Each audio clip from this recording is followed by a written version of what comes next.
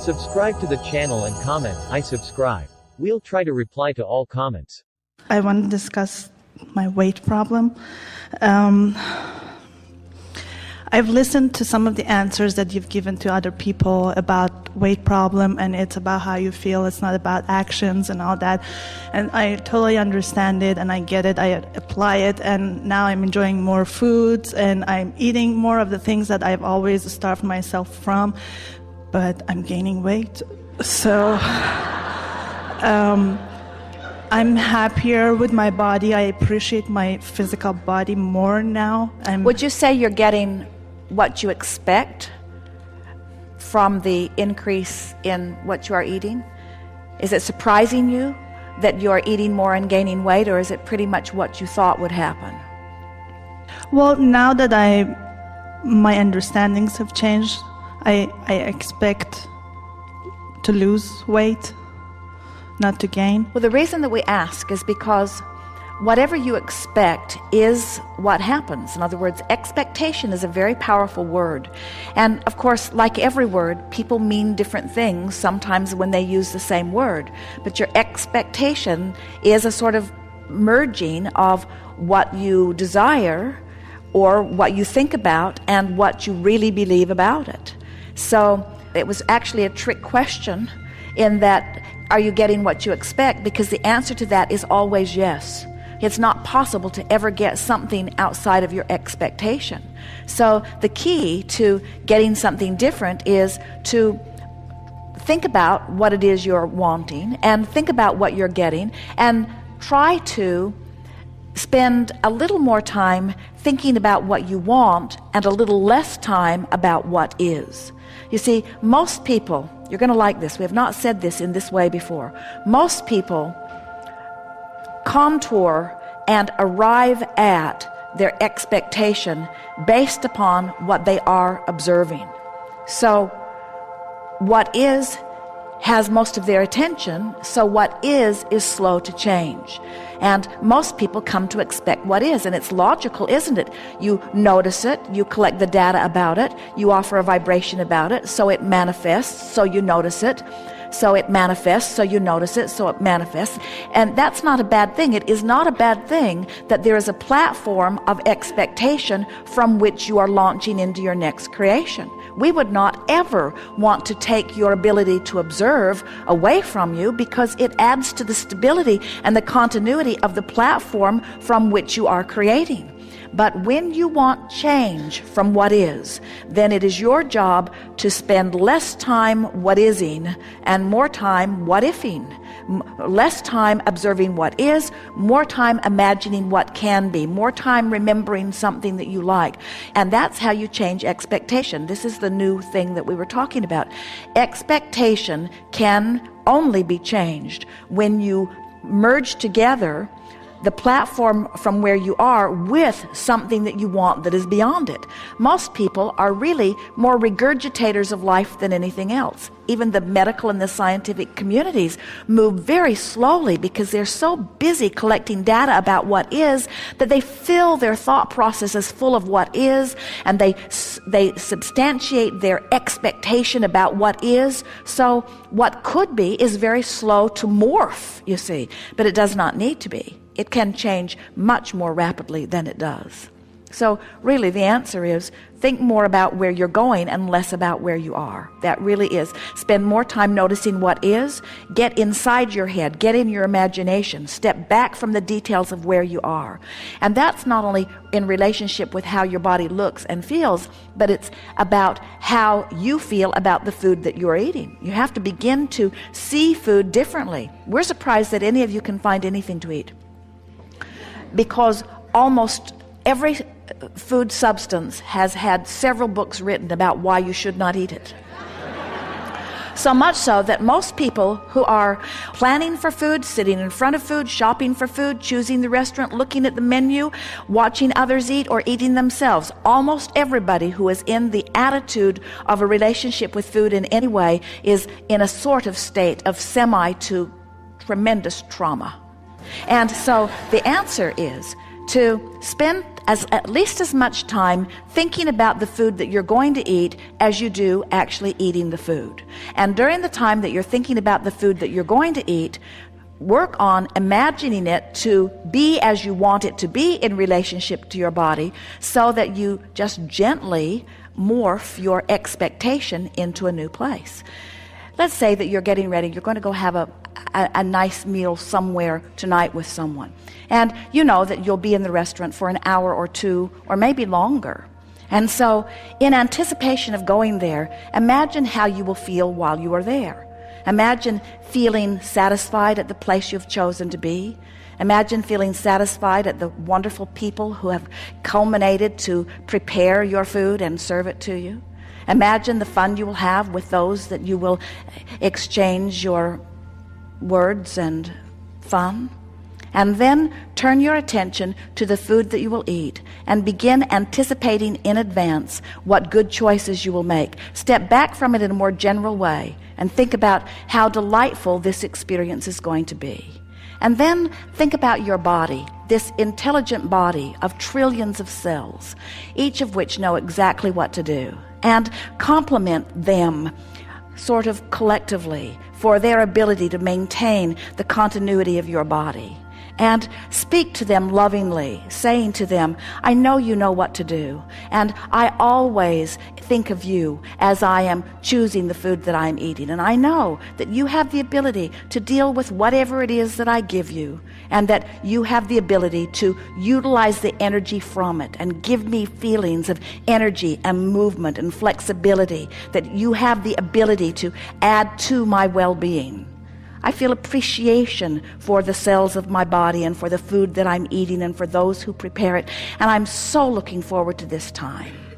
And if you can stay in that sort of friendly, loving dialogue for 15 or 20 minutes here and there, you don't have to do it all at once, but as you make the appointment, flow some thought toward it. As you're driving toward it, flow some thought toward it. As you're sitting in the restaurant, flow some thought toward it. In other words, get yourself warmed up.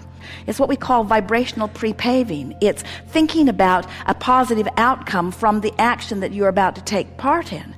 And so what happens to most is you do the opposite of warming up relative to so many things. When you go into a run all full of dread and resistance, when you are sort of not loose and limber, but you use your willpower to force yourself forward, you stretch your muscles beyond because you have not warmed them up, so to speak. And most of you are trying to get so much leverage out of your action, and you don't do any warm-up of your environment by thinking about what you want. You don't get your juices flowing, so to speak. You don't prepare your body. You don't bring yourself into alignment. And so it's like only a scanty part of the cooperative cells come to the party, and they do their best to compensate with what you've got going on, but you haven't opened the links of alignment unless you've done your anticipating, your sort of vibrational warm-up or pre-pave.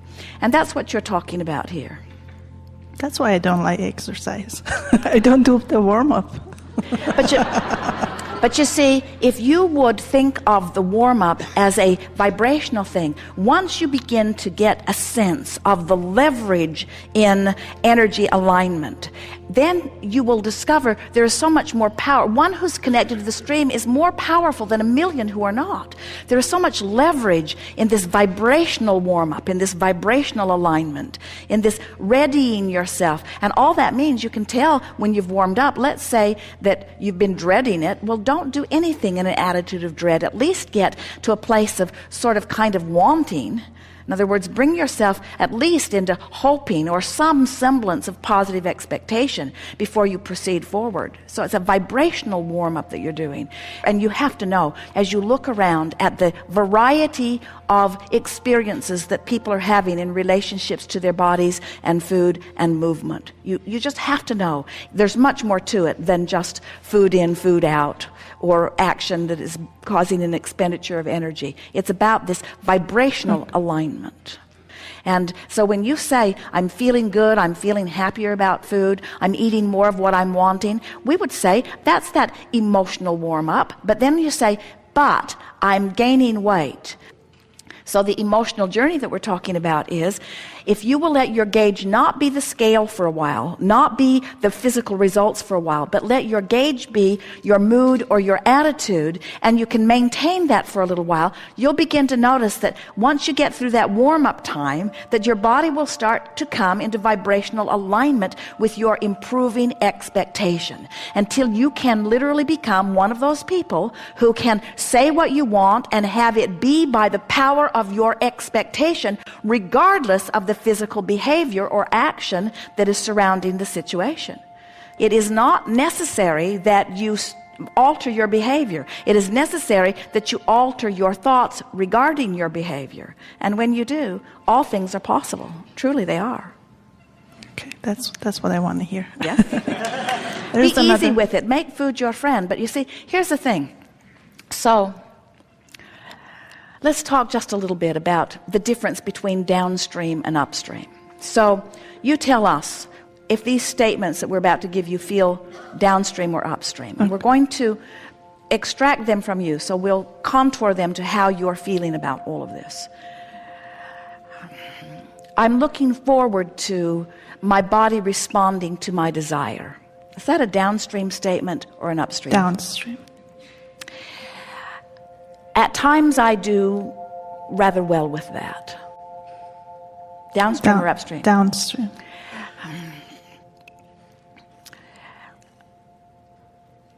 If I really had a handle on this, however, I don't think I would be gaining weight. Is that downstream or upstream? Upstream. Had a little resistance in it, didn't it? It's all right that I'm not getting the immediate manifestation that I seek while I'm finding my vibrational balance. Is that downstream or upstream?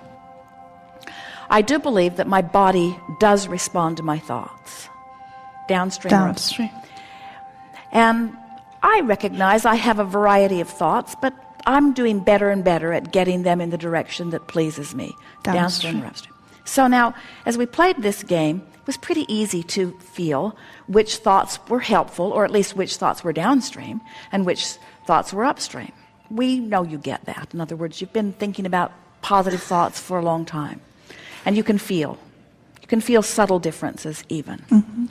So now, think about behavior. So now, you want to not only offer words or thoughts that are downstream, you want to offer behavior that feels downstream. So now you're thinking about eating something that you haven't been eating for a long time because you believe that it is not in alignment with the shrinking results that you're reaching for. And now you're getting ready to dive into it. You've decided to just push through and take the action anyway. Is that a downstream action or an upstream action? Upstream. It is, isn't it?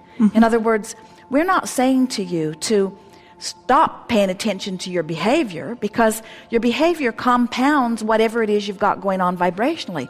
We're suggesting that when you warm up with your thoughts and words, that then the behavior is easier to fall into alignment with too, you see, until you can reach the place where you can feel it and really mean it, that diving into that really feels downstream instead of upstream.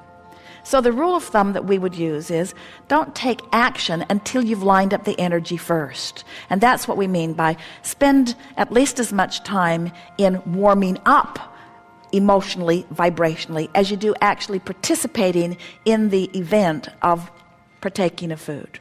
And as you begin doing that, you'll get your warm-up done, you'll get your energy lined up, you'll be flowing downstream. And when you're flowing downstream vibrationally, the behavior that used to feel upstream will stop feeling so upstream. And when the behavior that used to feel upstream feels downstream, now the whole of you is in alignment, and that's what that good, flowing, fast-moving metabolism is about. In other words, contradictory, I want it, but I want it, but I want it, but, is a body that isn't functioning in the way you really want it to be. But when you've lined up and lined up and lined up and lined up, now the behavior that you're inspired to won't be behavior of deprivation. It will be different behavior because the stream is flowing in a more powerful, less resistant way. Best description we've ever given about that. It is. It is the best. Thank you very much.